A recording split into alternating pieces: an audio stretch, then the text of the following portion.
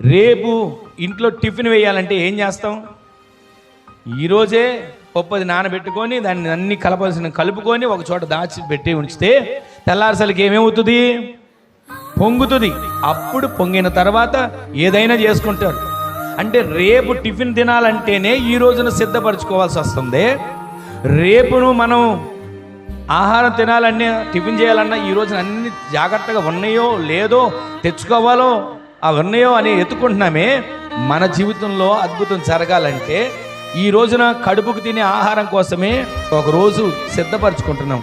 మరి ఆత్మీయంగా ఎదగటానికి మన దేవుడు మన ఎడల అద్భుతం చెయ్యాలంటే, మన దేవుడు మన ఎడల ఆశ్చర్యమైన కార్యాలు జరిగించాలంటే మనం ఏ విధంగా సిద్ధపరచబడాలి? మనం మూలవాక్యం నుంచి వింటూనే వస్తున్నాం. ఆయన తన జనులకు అద్భుతాలు చేయడానికి అద్భుతములు కనపరుస్తున్నాడు. ఆ అద్భుతాలు చేసే దేవుడు అంటున్నాడు, ఇదిగో ఐగుప్తు దేశంలో నేను చేసిన అద్భుతాలు మరలా నా ప్రజల కన్నులు ఎదుట చేస్తా. ఐగుప్తు దేశంలో చేసిన అద్భుతాలు మరలా నా బిడ్డల కన్నులు ఎదుట నేను జరిగిస్తా. అయితే నేను జరిగించాలంటే నేను వారి ఎడల ఈ భూమి మీద ఇక్కడున్న జనులు ఎవ్వరికి చేయని అద్భుతాలు నేను చేస్తా. అంత మాత్రమే కాదు, నేను అద్భుతాలు చేసే దేవుడను.